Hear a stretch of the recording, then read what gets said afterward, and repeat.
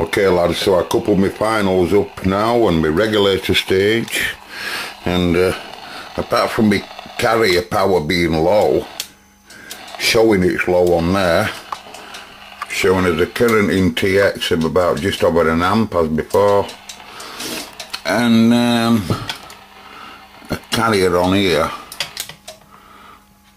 of about 1.6 watts on that frequency, but that's me twiddling KC shift to get it there, you know. I've had to do that. So if I tell it now to produce some amplitude, about 20% before, wasn't it? Audio. You saw it folks, 120%. Oh, you can always tell that, but you see that red dot there? Well, when it's on highest scale, it'll be at that, you know. Audio. Easily doing 100 now. Audio. Audio, I say.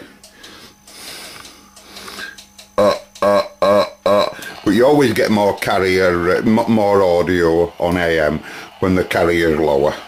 And like I say, it's only doing a carrier there of, like I say, 1 point, just short of 2 watts.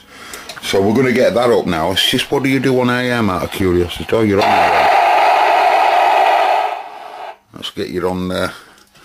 Get you on FM, see what you make. It'll be the same carrier, it's all driven by the same control. Audio, very low on FM. Audio, it's virtually unreadable on FM, it's very quiet. Poor thing. So anyway, what I'm going to do now is try and get its carrier powered up a bit. I'd like to see it about 5 watts, okay? So I'm just going to have a twiddle, find my manual and see what variable resistor it is. I reckon that's what it'll be wrong. Right folks, I've had a bit of a twiddle and it's not an LP output stage. I don't know why, but there's something going on. I don't know what's wrong with output stage, but still only got it drawing one amp, and RF power's only at you know, just short of 2 watts. But if I go lower band, i.e. mid band, I get a bit more out of it. Just over 2.5. But anyway, I've just set it on our UK FM's frequency, or more or less there. I've got its FM deviation up slightly. Audio. That was 4K that. 5K at a whistle.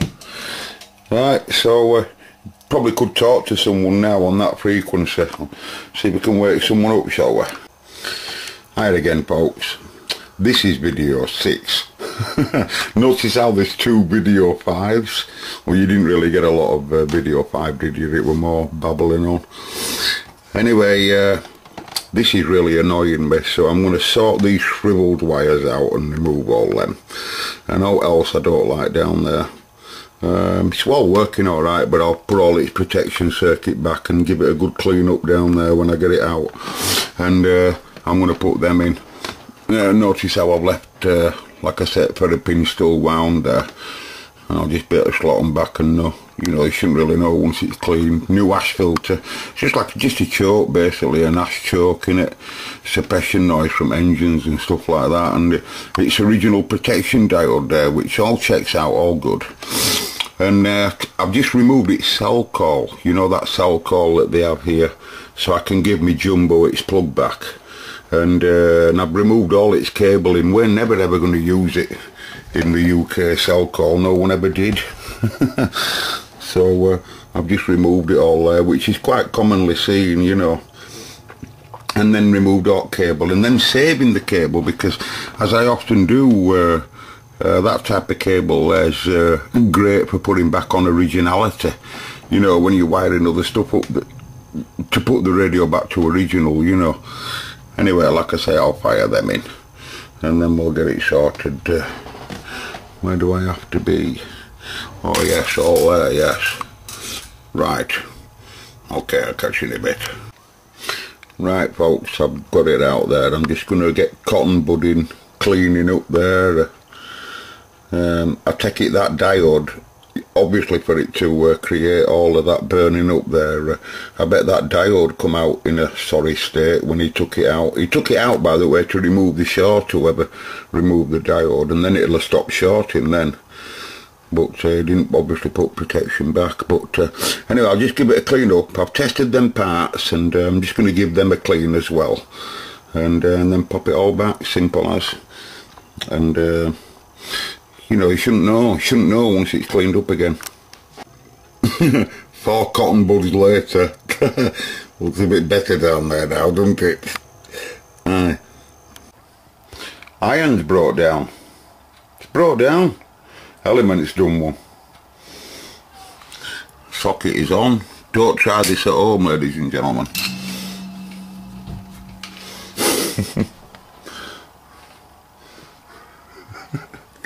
Can't believe it, can you? Can you believe it? Antex, what have you done to me? You was the reserve soldering iron, and Cobraman has not replaced you, has he? And he can't really put them parts in with the other big bertha that he's got that's for the heavier jobs. We're going to have to go online. This is a disaster. Job has come to a stop. Goodbye. Okay folks, the new iron has come, and it has come with a thick heavy lead outside of what my other iron had. I will replace it, but I put my old tip back on because my old tip's broke in. Someone wrote to me, no he didn't, it was a friend of mine on radio, says to me, he says, how come? He said, is there any such thing as non-stick solder? I said, non-stick solder? I said, not that I know of, no. But, you know, not that I know of. But, you know, like I say, it's good to break a tip in. You know, that tip, it's perfect for taking stuff out. That tip I'm using is good for taking stuff out. And it's a good, this is a C15 Amtex. And great for taking stuff out. Anyway, so I've got my power supply now back in, and my protection circuit back working, and down to my ferropins again, as you can see. My cleaned up transformer and my new socket, because its feeder wires were already there on it. And I've soldered my ground back up. This wire here is ground for this tape recorder output socket. They have a tape recorder output socket on Concord and a frequency counter output. And have you noticed this dint here where it's pushed inward slightly? I'll pull that back out. It's down here as well, ever so slightly. I've noticed it. So while I'm on with it, I'll sort that out. Anyway, I've got the tank out of this species, as I said I was going to do, because some of you might not realise on how bad the damage I was seeing down there. Now, I've got some video footage that I made earlier showing this radio of before I tried to, when I first got it going, I got it doing about 1.7 watts in carrier, AM and FM. And then when I put it to SSB, it was doing about 2 watts. Right, screaming down mic, but it's producing loads of amplitude audio on AM. So modulator stage is working fine. And then I did a DC check round these trannies and everything were correct. So what I did then is I pumped, I did like a very quick TX tune to look through TX tune prompt, TX strip downwards. And it was producing loads of RF input. And that's when I realised there must be something going on here, but it wasn't pulling much current, if you remember. So then after twiddling, I couldn't get any more than 4 watts out of it, sideband. 4 watts, that's the highest I could get. That's when I went looking. And that's when we saw, first of all, when tank were out there. That's just removing these, by the way, for those that don't know. That's your driver tranny, and that's your final 2166 and 1969, and it's heatsink. Now it's all discoloured at one side. That's the side that lives that we can see. You know, the other side that's clean is near. Now remember, for those that don't know, this whole block is isolated. Can you see how you've got that piece of isolation there? And hence the nylon type plastics Empre panhead screws. Well, they just keep this heat sink, if you like, as near to that as possible, so that it can get some heat transfer from this, and all the rest of it then is connected to that as well, you know, to try and give it some cooling. But if you look at these two coils here, they've definitely been getting, you know, one of them, if you look on black lead there, it's been getting so hot it's been spewing some gunk out of itself. Right, now it might not look much of an issue, but it is, because like I said, they all go out of value. They all go out of Henry. They all go out of Henry. Yeah, Henry. They all go out at window. And then they just, you know, they're all over the place. Now, one thing that upset me, that made me said to myself, well, I'll have to pull it all out, is if you look, these are the driver coils here. That's where driver tranny lives. And the first two, I don't know what failed first, but it looks like driver's had a bit of an hard life. And then when we get into the next amplifier here, this is final stage, this has been having an hard life as well. But if you look at this coil, if I can get a pointer, I hope you can see this. But what people, you know, what's if you look at the coil itself there, right, you can see there three windings or whatever, 4 windings.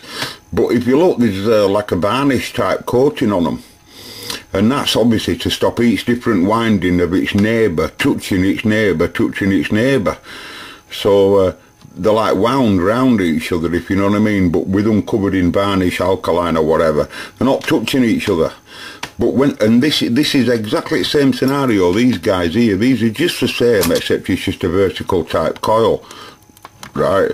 But that's all. You can just see windings there on that thread there on left, right? Now when they start to get so hot like that, and then they start to bubble and do all that lot, they literally start shorting to each other. And they're not the same value as what they were before, and then the whole circuit then goes into chaos. These two resistors here, can you see these two guys? Right, well, these two nearly always, I've seen these black bright on fire, these guys. These are all part of biasing circuit for final, and this looks like it's been getting red hot. These two guys have been getting red hot. Now just look at the varnish on this fella. This has been getting so hot, look, he's been bubbling. You know, you can even see down there, down that side there, you know, if my camera can allow you. You can see where it's been bubbling. Now, easiest way for me is I'm just going to replace the whole lot. I believe I've got a very good TX strip, and I'm just going to replace the whole lot and give it a clean when it's out. And basically that'll be it. I'll just solder it all back up and hope that we have a go-go. Hope that we have a go-go. And then it'll look reasonably tidy, won't it? And then after that then, you know, all these are just isolation caps, these that connect at frame. All of these here that I've just pulled up at one side, look, if you notice, and left them, they're all the same value as far as I know. And these are all different lugs that you've got to remove, you know, here. And obviously all of these are obviously screwed underneath as they come up, you know. So, but it, you know, it's come out really nice, so it'll all clean back up. Alright then, we'll see it in a different light when we get further on. A mate of mine says to me, well, why are you spending so much time on this old Concord van here? I says, well, who else will? And if you've got nothing to do for a few hours, or 10 minutes here, half an hour here, why not? You know, why not? No one else cherishes them. I don't really cherish them that much, but they are part of nostalgia. Like I say in one of my videos, I can remember swapping an iGain 5, which I didn't like at all, for one of these, which I didn't like still, but still the same radio basically. But I did like these more features, because my high gain 5 was just the clarifier version, so I'd inherited a SWAR meter, because these have a built-in SWAR meter, and also a KC shift, so I was happy about that swap. So they have a connection to me. Could that possibly have been one of mine? Anyway, see you next time. Just thought I'd do a signal to noise test and see how receiver's doing at the moment, because you know, it won't be affected with that lot, but it will with some parts of it. But you know, receiver passes through some part. But to twiddle KC shift, it's all out of frequencies, this radio, because the KC shift control's not right yet. But other than that, just looking at the receiver, it's not too bad at all as it stands. I'm on FM mode, 3K bandwidth at 30, I don't know, 330. You know, put about 1.2 volts of return on AF, about 10-11 dB. You know, so receiver's alright. It is on mid-band anyway, 1.9. Can I get a radio 4 out of that, folks? Anyway, I'm having a break now. My back's killing me, so I'm going to have something to eat as well. So, it's getting there, folks. I don't like these radios, they're not my cup of tea at all, so find it difficult to work on them, really. I don't like them, they're not my cup of tea. I'd like to be doing other stuff, but hey, got rid of its cell call, by the way, because we'll never use it in England. There's no one I know that's got a cell call unit, so I've cut out wires off. It's got to be a good idea not to have wires trailing all over the place, carrying RF to places that we don't need them to if we don't want it there. So I've lobbed it all off and disconnected all where they all went. You know, there's just no need for them to be there, folks. Right, so and that next part of it then will be, like I say, I have to strip this down and I'll show you parts that I've pulled out then, and what I've had to replace. Probably all of it, really. All that's in TX2 amplifiers. The two final parts that amplify, you know, the driver and the final. I bet you all of them parts there I'll end up changing. Alright, okay, catch you later. You see, on this test I'll be able to show you the receiver working. Now I've got it on channel UK FM, channel 33, KC shift swung round. I'm dialing in you know, 781 dead, right, 3K wide, about 1.2 volts return or near as damn it, for about 10 or 11 dB, but notice I'm having to put in 2.570 microfarad, microvolt, you fruitcake, right? So you can see that, you know, the receiver's now way off when it comes to high band. And much better on the mid-band, so receiver's definitely all out of balance, all of that. Might be it's working, but it's all over the place, innit? It's had a good twiddle. And then we've to suss out the high band, which is super high on that animal. No problem in that.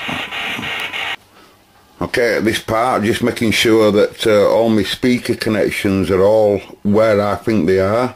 So I've coupled up a speaker to it, you know, a normal radio speaker. I've coupled up a PA speaker, and I've plugged an extension speaker into it, in and out, to see that the switch on the extension socket works, and that it's turning the internal speaker on and off as it should, and it does. And now I want to see that the PA at the mode switch, because it's at the mode switch on here, is working, and that it passes its audio through the volume. So we can do that as well, and that's my audio coming out of that pile there, and with a TriStar mic on it there, but it is working, and it's got a nice input audio, hasn't it, if you listen to it. Well, that is the first stages of the audio that they're going to listen to when it goes on air, and it's not clipping or distorted or anything, is it? And the volume is passing through, because if I turn it up, you can hear it feeding back. So all the audio passes through the all the audio must pass through when I can give it the right amount of volume. 1, 2, testing. It needs checking though, you know, and then you know then, don't you? You know it works.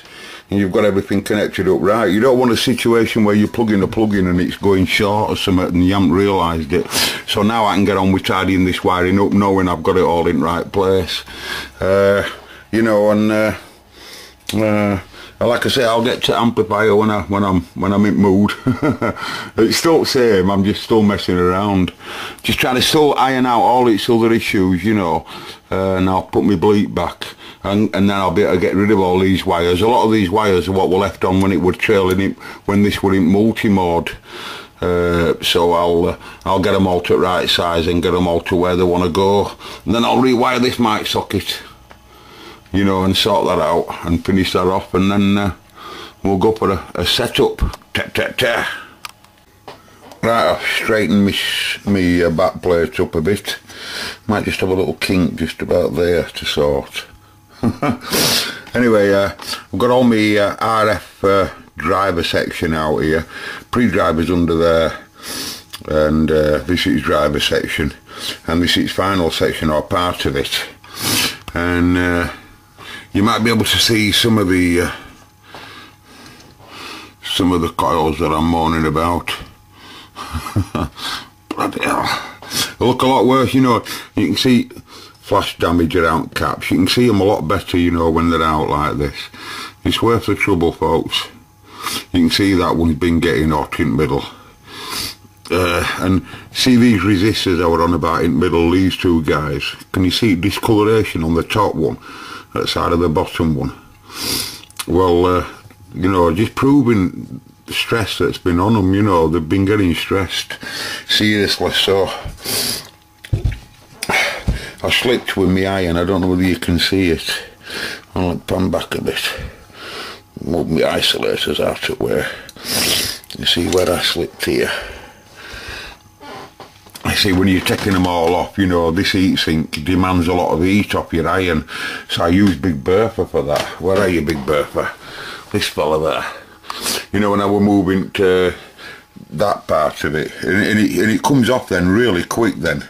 If you use a small iron, it'll take you forever, like, but, and anyway, I slipped. Where did I bloody slip now? I can't see it. It can't be that bad if I can't see it. I slipped somewhere here. There, you can just see it there. Oh, you bloody swine, it's disappeared. Oh, there, can you just see it? I don't know. Anyway, I slipped here across here. I was getting that centre pin soldered off there, and it slipped, and it just marked it ever so slightly, but I can't see it now after I've cleaned it, so I don't know. But anyway, it's coming out alright, is that? I'm happy with that. And I've just got obviously left at final part to dismantle here. This filtering area here, I don't know what I'm going to do with this, because if you look in the 150, the Cobra 150 is different. The Cobra 150, if I can get you down there, see, they did away with that trimmer completely on 150, and they just put a coil in its place. And that's all original soldering, you know. So I don't know what to do. I don't know whether to continue with that just as they built it down there in that one. You know, I think that's what I'll do, to be honest. Might just get all of that caked up down there. I sort all that. Someone's been bending open that, haven't they, and what have you, messing around there. So I think I will. I could leave that in, I suppose, but I think I'm going to change it all. You know, and I will be testing these, but I'll test them afterwards, because I'm positive that they're out of value. But what I'll be interested in is, was that bias control still in value? It was still working okay. I could swing bias around, and I think he's part of that, this tranny there. But I'll just give them all just a look over, you know, just to see whether they're out water drift. But interesting nevertheless. I'm going to get a cup of tea now, folks, because I can't stand too long in here. I've had 15-20 minutes now, so I'm going to pull out. Might come back tomorrow, to be honest. So I'll see you later. I'll upload this video for you, lads. But that's the area that I'm pulling out, all of this area here. You know, all of this section here, and any coils and what have you that's in the middle of it, right up to the back end here, right, all of that lot. That's all I'm doing, and then I'm hoping it'll do full power. Then that's and then, like I said, once I've got it doing full power again, ready for a setup, I'll get it near to a setup state, and then I'm gonna get that VCO block sorted out then, and then, like I said, sort my bleep out, and then I'll just be ready for a setup then. Been a bit drawn out, like, but hey, I think I've got about 15 or 20 quid in this. I think so. I might be wrong. I might have got it for next to no, because I remember deal it was a bit of a swap deal at the time with loads of stuff. So I could possibly have virtually nothing in it. I think it's something similar to that. Certainly no more than a 10 or 15, about 20 quid or something like that. I don't think it'd be 20 quid. I must remember to couple that tape recorder output connection back up. Just takes a sniff off at final AF and runs it to an RCA. Bit crude like, but that's how they did it. Right, catch you in a bit, folks.